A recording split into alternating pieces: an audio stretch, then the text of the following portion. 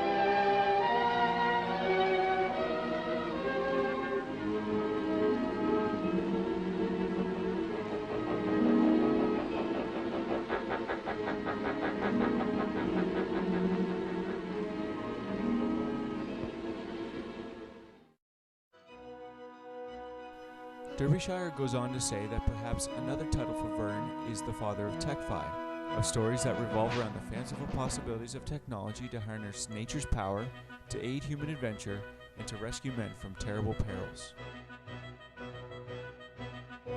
The theme of science is something that reoccurs in all of Jules Verne's books. In 20,000 Leagues Under the Sea, the reader is introduced to a new form of nautical engineering. In order to find out more about this scientific advancement, we will speak to Captain Nemo of the Nautilus and hear what he has to say about the subject.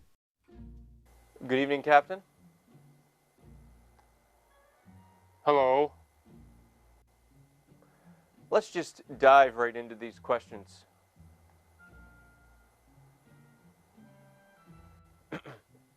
Okay, so first question. How is it that your ship is so fast? As I have already mentioned to Mr. Arano, it is the curves that allow it to move through the water with such ease. How so? Have you ever been swimming? Yeah. Well, if you are wading in the water and you move your arm like this, it does not move as well as if you move your arm like this. Understand? I see your point. Next question. Why are you so mysterious?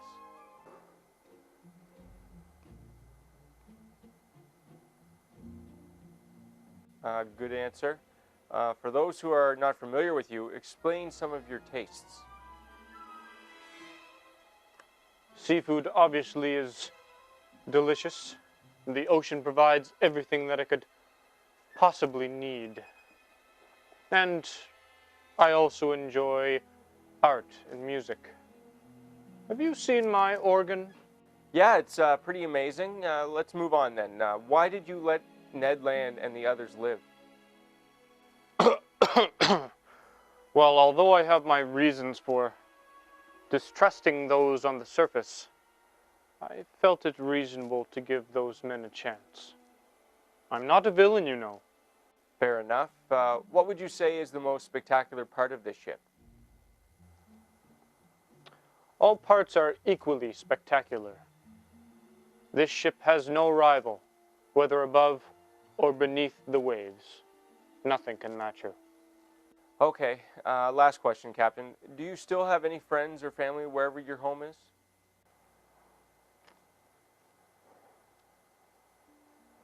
I saw a picture with two young girls and an older woman. Who are they?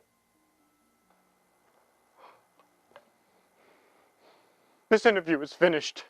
Go back to wherever it is you came from. I apologize, Captain, if I had offended you. I'll be on my way. The first submarine was constructed in 1620 or 1800, depending on who you ask. The latter of these submarines was named Nautilus.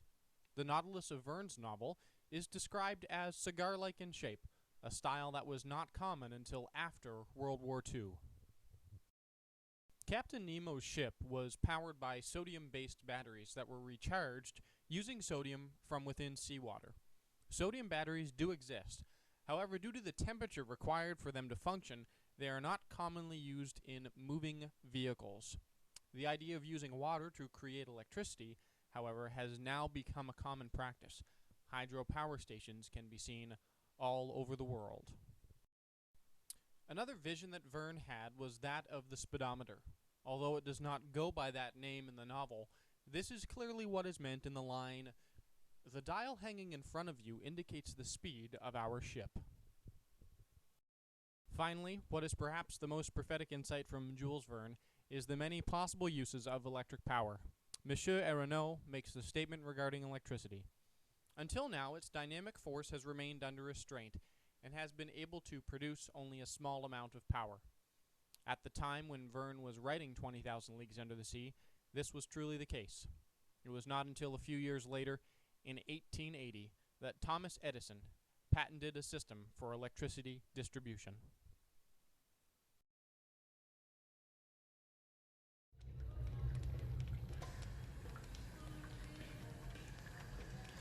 Norman, you ever read this book, 20,000 Leagues Under the Sea? I found it in the John, probably somebody's misguided attempt at levity. I always loved this book. Could never get past page 87, though. Too scary.